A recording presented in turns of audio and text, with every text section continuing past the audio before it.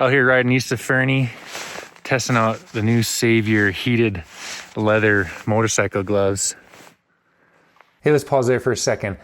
Just so you know, Savior sent these gloves to me for free for purpose of review, but they're not going over my video. They're not going to preview it. All of these opinions are mine. These are my honest opinions, and I wanted to make this video because I was actually interested in these gloves. They have what seem to be some really durable leather palms. They have a preformed grip. They're heated. And for the most part, if you look for gloves on Amazon that are heated, they're pretty low quality. I have a couple sets and they tend to just fall apart right away. I have some Klim gloves. I also have some from Eddie Bauer. My Klim gloves are $420 right now. You can find these for way cheaper than that. You'll just have to check their website to see where they're at now, but we're talking half the price or less. It's tough for you to take my word for it, right? If I'm getting these gloves for free, because anytime you buy something, you spend money on it, of course you're gonna have a different opinion on it than if you received it for free. So let's go back to my initial impressions, a little bit of footage, riding footage, and I'll talk to you at the end of the video. Not too bad. I like how much protection they have on the knuckles. I wouldn't call them warm. If anything, I'd call them kind of sweaty. But any glove that has that waterproof liner, it's going to prevent your hands from breathing if you got sweaty hands like me. I do like the heat. When they're on hot, they're hot.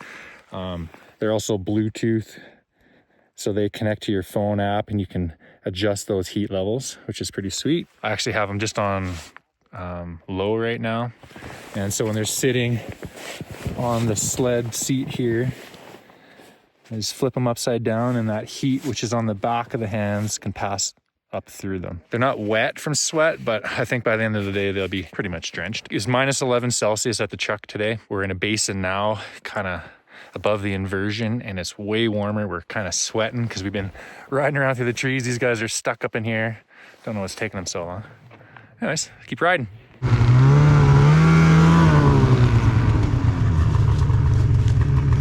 Do up the straps.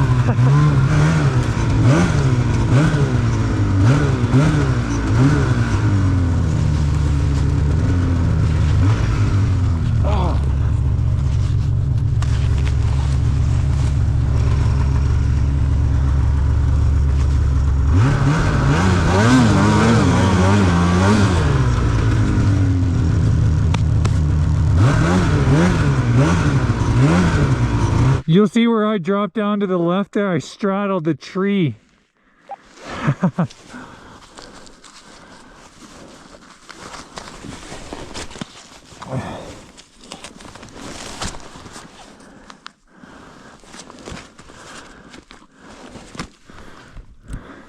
So fun. All right, so here are the Savior gloves. I have them next to my Klim Resistors and my Eddie Bauer. These are the Guide Pros. So overall, I'm really impressed with these gloves. I do like how they have a curved palm. The fingers are curved so that when you grab the bar, you're not spending energy trying to grip the bar and, you know, flex the leather. Great protection on the gloves. That part is free from the top of your hand, so there's the ability for it to move. It doesn't bind. Tons of padding here. On the palm, you can see where all those leather pieces are reinforced. In between the fingers, it's just synthetic, likely to save a little bit of weight, probably cost, and maybe help them breathe a little bit. Nice wrist closure here so you can snug it up so that the glove isn't sliding down your hand. And then a gaiter. One thing I'd be worried about is this toggle. Any of these cheaper, well, not cheaper, but more affordable gloves, I find the toggles break. Even on my older Klim gloves, the toggles used to break, and they've since switched to this new design with the eject, and they seem to hold up a lot better. These two gloves are fairly similar. You set the heat and it just stays on, and you can set it to medium, low, or high. These ones are adjustable. It has a Bluetooth app. I actually prefer not having the Bluetooth. I would just prefer having a simple switch on, low, medium, or high. These Klim resistors, they're warm. I like how there's seamless palms, so you don't have any, stitching that might cause some blisters if you're really gripping the bars hard. But overall, I do find these Klims a little bit more bulky. These ones have really good feel on the bars. There is a liner, so it is going to be a little bit of slop in the grip. And then moving over to the Eddie Bauers, again, full leather construction, other than the gaiter, which is, synthetic. And they have the Klim 8. Klim 8. And this is full auto. The glove shuts off when you take it off. You put the glove on and it turns on. And then it monitors the heat coming out of your hands. And you can set it to, say, 32 degrees Celsius. And if the glove reaches that temperature, it'll dial down the heat to save battery. I bought these in a large just because I wanted more of a snug fit and really good contact on the bars. I also really like how the Eddie Bauers have this wipe here for your nose. So if your nose is dripping, in the cold. One thing that's awesome is all three use the standard 7.4 volt lithium battery. So you can put a smaller, lighter battery in these, and once it dies, you can just swap it out midway through the day. You don't need a big, bulky battery. The Eddie Bauers came with this massive battery that sits here, and it's like a big, chunky battery right below your wrist, and it actually affects your mobility of your wrist. So I always just run the batteries out of my Klim, which are smaller. They're the 2200 milliamp hour batteries. I run those in these gloves. So if I was to rank these in third place, it would be the Saviors. And the main reason why is because of the liner. They do have, it's basically a fleece liner, but I find my hand kind of feels a little bit just sweaty kind of all the time. When you have the heat on, that's okay. Like, it prevents it from freezing, but it's almost like you're wearing a pair of rubber gloves at times. Not that bad. Second place would be the Klims. Again, they have a much nicer fleece lining, and it just feels nicer on the palm. If your hands are sweating, they tend to wick the moisture away from your hand, so it feels somewhat dry. But again, in this XL, these are just too bulky. They're okay on the trail.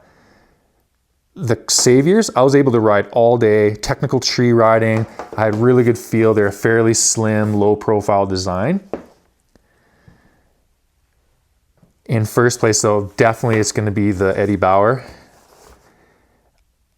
First of all, I got these on sale. I believe it was a Black Friday deal for about $100. I think it was $100 on sale. They were 70% off or something like that. So yeah, like retailing well over $300, closer to $400. I think they're $379, and then you can get them half price, like pretty often, but I got them for 70% off. The biggest thing I like about them is just I can wear these all day, and they have the best lining. Like, they just feel the best on the hands. They have some wool and fleece lining. Definitely my favorite by far. I just hope they hold up. But again, if they don't, if you're finding like your gloves are wearing out, well, they are a wear item. Like, you're gonna have to replace your gloves eventually. This has a much lower cost. These resistors are $419 Canadian. It's absolutely outrageous. I can't recommend these gloves to anybody because of the cost. If you want a good set of gloves, yeah, by all means, go spend $400 on a set of gloves. But that is way too much. Like first, if you grab a tree, branch or something, and you rip your palm, you need a new set of gloves, likely, unless you're, you have some way of patching them with some, I don't know, some epoxy or glue or something. But I'm so hesitant to wear these gloves unless I'm just going up the trail, because if I wreck them, I'm down $400 something. I just don't think that price is justified. It's way too high. Like for $419 for a pair of gloves, and I got my Klim Ripsaw entire suit for just over $500 on sale. Like that doesn't make any sense. It's just price gouging. So I think if you want a really high performance glove that's heated, waterproof, with some like really minor complaints, definitely check out the Saviors. So again, this is a motorcycle glove. Like it's not really designed for snowmobiling, but because it's heated and it has a Thinsulate lining, I got away with it. It was -10, -11 degrees Celsius, fairly chilly, and my hands weren't cold at all day. You can just leave the gloves on low. When you stop, you set them on your snowmobile seat and you just let them stay warm so they don't, the sweat doesn't freeze solid, and you go to put your gloves on and they're hard as a rock, so they don't do that. Like that's to me the best thing about these. And then if you're working on your sled or something, you're over here, adjusting your clutch or something, and your hands are starting to freeze, you just put your gloves on. They're heated, waiting for your hands to warm them up. I definitely will be using these more throughout the season. I think what's going to happen is I'm probably going to wear my Eddie Bauers in on the trail, and then I will switch to these gloves for the more technical riding. And just because, again, they seem like they're tougher and I can, bash through the woods a little bit better with them. And if I do wreck them, I'm down a lot less money than if I was wearing my Klims.